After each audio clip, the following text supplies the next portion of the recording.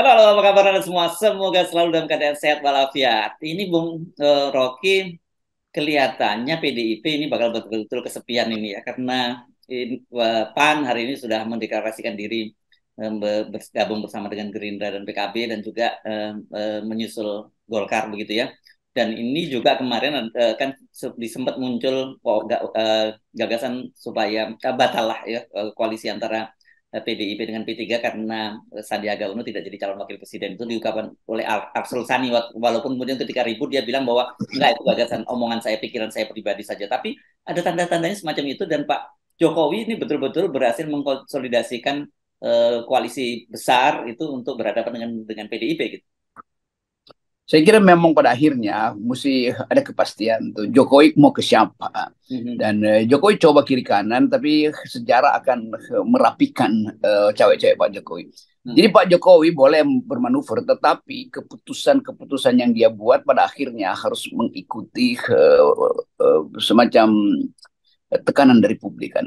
Dan tekanan publik itu yang akan menentukan arah Pak Jokowi itu kemana tuh. Nah, publik menganggap bahwa terlalu jauh Pak Jokowi itu bermain-main pindah-pindah warung kopi segala macam tuh. Dan saya kira Pak Jokowi sadar itu. Kalau terlalu lama itu artinya semua orang yang tadinya di endorse Pak Jokowi justru bisa bersatu melawan Pak Jokowi karena jengkel kan. Saya kira itu momentumnya, sehingga saya anggap bahwa dalam 2-3 hari yang lalu Jokowi harus memutuskan untuk mengirim semua semua mesin politik dia yang dia pegang selama ini ke Gerindra tuh. Dan memang itu lebih aman sebetulnya daripada berupaya untuk siksa. Nanti kalau Prabowo menang dia ada di situ, kalau Ganjar menang ada di situ. Bagaimana kalau akhirnya ada blok lain yang menganggap bahwa kita bikin blok sendiri aja yang nggak bisa dikontrol Pak Jokowi.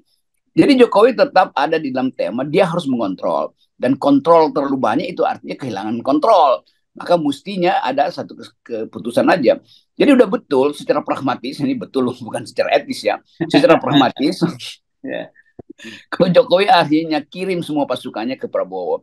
Dan itu juga melegakan Pak Prabowo, karena selama ini juga Pak Prabowo bertanya-tanya, loh kok masih ada sinyal-sinyal untuk mendua dengan saya. Jadi kepastian itu membuat Gerindra final bahwa udah itu adalah blok Jokowi. Jadi anggap aja Prabowo dan Jokowi itu udah selesai masalahnya.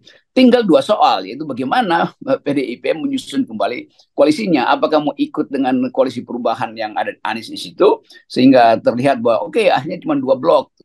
Nah, tapi ada problem lain tuh. Apakah Anies tukar tambah dengan PDIP, apa tukar tambahnya tuh? Masih ada faktor personal lagi, hubungan Pak SBY dengan Ibu Mega. Masih ada faktor personal lagi, hubungan antara Surya Paloh dengan Ibu Mega. Jadi kalau terlihat bahwa Gerindra udah firm, justru konsolidasi di luar Gerindra itu yang tidak firm tadi, karena soal-soal personal. Nah, yang paling mungkin supaya Pak Jokowi merasa aman, ya taruh aja Gibran itu sebagai calegnya, sebagai wapresnya Anies kan, jadi aman kan. Jadi blok-blok ini tuh. Ini saya mulai Anda ngomong begini, saya mesti mulai hati-hati ini. Ini kelihatannya Anda ngomongnya bercanda dan tiba-tiba beneran ini.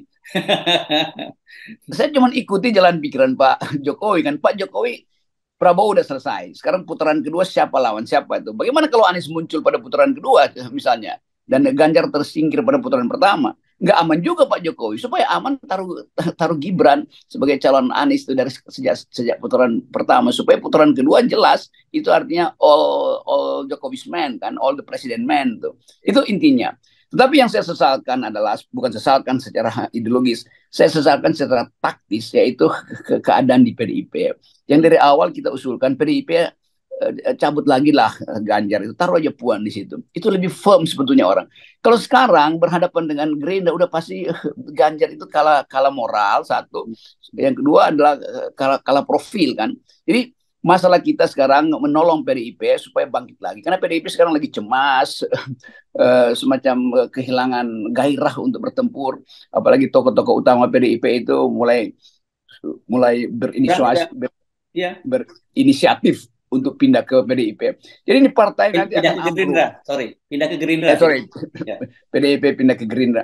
Jadi Ibu Mega itu terpaksa mesti tirakatan lagi kan, atau berupaya untuk bersemadi. Sementara manuver dari Hasto itu makin lama makin ngaco kan. Karena tiba-tiba ngomong ini, ngomong itu segala macam tanpa ada koordinasi dengan pikiran besar bangsa ini. Nah, PDIP ada dalam kesulitan karena anak-anak muda merasa bahwa kenapa PDIP akhirnya kehilangan kader tuh. Nah, supaya dia pulih, saya usulkan sekali lagi, tarik Ganjar, taruh Puan di situ. Sehingga betul-betul PDIP beralih menjadi partai oposisi. Kan itu intinya kan. Coba Puan Maharani misalnya setiap hari mengkritik kebijakan Pak Jokowi itu pasti naik elektabilitasnya tuh. Tentu kritik jangan pakai istilah-istilah saya itu kan, itu nggak cocok buat Mbak Puan. Kan istilah itu kan cuma cocok buat saya, jangan Mbak Puan. Jadi masih ada waktu, kan masih ada 100 hari untuk mengganti calon presiden. Jadi coba kita lihat ya usulan radikal dari FNN. Satu, Pak Jokowi pastikan bahwa koalisi kabinetnya itu akan pergi pada Pak Prabowo. Dua, supaya aman, Pak Jokowi pasang Gibran sebagai wakil presiden Anies Baswedan. Aman itu. Ketiga, buat PDIP, tarik Ganjar, jadikan Puan sebagai game changer di situ sebagai calon presiden. Nah, itu ada permainan baru nanti itu. Dan dalam 100 hari ke depan, saya mau jaminkan bahwa PDIP akan moncer lagi tuh. Oke, tapi begini, kan cara Anda berpikir ini out of out of the box gitu ya, karena ada kecenderungan saya melihat begini, justru dan itu PDIP juga membaca seperti itu yang disampaikan oleh Hasto ya, yang melihat bahwa kelihatannya Gibran ini yang akan dipasang oleh Pak Jokowi ke Pak Prabowo, karena ternyata ketika ditanya juga kan misalnya Erick Thohir ditanya oleh media dia akan ke Prabowo atau ke Ganjar, dia nggak bisa jawab gitu karena kata dia itu sangat tergantung pada partai. Nah, kedua, saya kemarin membaca ini isu yang saya kira mungkin menarik juga kan ketua Projo yang sekarang Menteri Kominfo itu Budi Ari itu kan di spekulasikan dia akan menggantikan Giring menjadi ketua umum PSI. Jadi artinya sebenarnya Pak Jokowi juga bersiap-siap, kan kita selalu sampaikan Pak Jokowi apa yang nanti membedakan Pak Jokowi dengan Ibu Mega dan Pak SBY, kan mereka masing-masing punya partai politik, dia enggak. Kelihatannya Pak Jokowi akan memperkuat PSI dengan menempatkan Muni di situ, begitu. Jadi ya Pak Jokowi nanti pasti tetap bisa cawe-cawe gitu, Bung Rob. Iya, tetap problemnya bagaimana kalau Anies masuk ke putaran kedua, itu kan Ya, masalahnya tuh. ya, Jadi ya, ya, betul, ya. jadi kelihatannya cara berpikir khas itu bisa dibaca. Udah Gibran aja ke Prabowo, tetapi Ganjar jangan diutak-atik sehingga putaran kedua itu cuman Prabowo dan PDIP. Itu juga bisa dibaca dari awal itu untuk menyingkirkan Anies. Tapi Hasto mesti lihat bahwa justru melemahnya PDIP itu menyebabkan Anies ada di atas asumsi kita bahwa dia akhirnya bisa masuk dalam putaran kedua justru kan. Kan kalau PDIP melemah, orang menganggap bahwa proposal Anies tentang perubahan itu lebih penting daripada bertahan dalam wilayah Jokowi kan.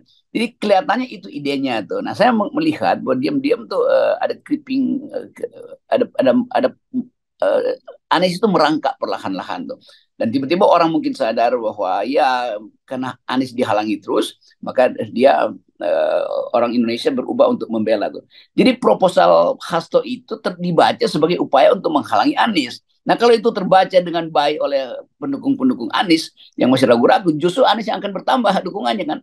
Karena seolah dijebak supaya Anies itu hilang sehingga hanya ada PDIP dan Gerindra di dalam putaran kedua.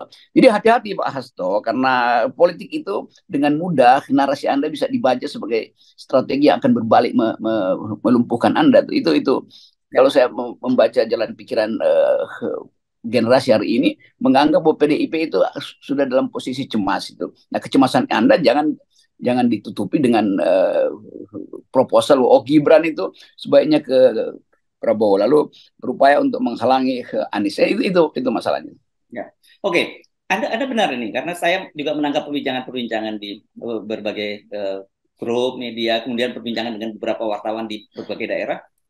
Posisi Anies itu bisa mengulang apa yang terjadi pada Pilkada DKI Jakarta. Dulu dia selalu surveinya paling bawah, nomor 3, tapi kemudian putaran pertama dia nomor 2 dan pada putaran kedua dia jadi nomor 1 dan tanda-tanda itu memang kelihatan menguat begitu, Bung Rocky, dan anak-anak muda juga mulai preferensinya ke sana juga kalau kita lihat. Salah satu contohnya ya, meskipun kita perlu catatan belum tentu itu adalah warga Jawa Tengah. Apa yang terjadi di Universitas Sudirman ketika ada seorang bupati dari PDIP yang dia bertanya kepada 5 orang dari mahasiswa kan kemudian 3 memilih Anies Baswedan padahal dia berharap harusnya Ganjar gitu. Ya, itu ekspektasi yang kita sebut sebagai kecerdasan rakyat yang seringkali tidak dipahami oleh lembaga survei kan. Ya. Itu satu peristiwa itu memberantakkan hasil lembaga survei yang menganggap bahwa Anies itu udah tenggelam tuh. Jadi yang otentik itu justru yang ditanyakan secara instan dan jawab secara instan. Jadi si Bupati PDIP kaget gitu kan. Mungkin partai akan menegur dia, kenapa tanyain sih, bukannya survei dulu kan begitu kan.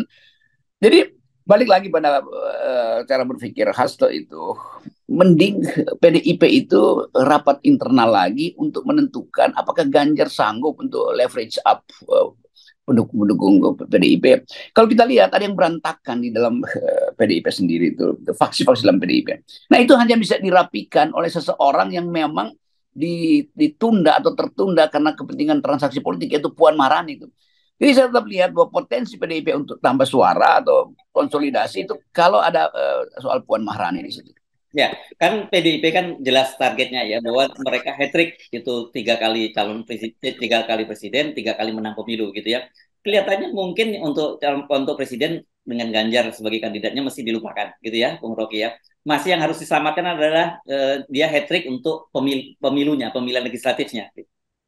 Itu lebih penting daripada PDIP gagal dua hal itu.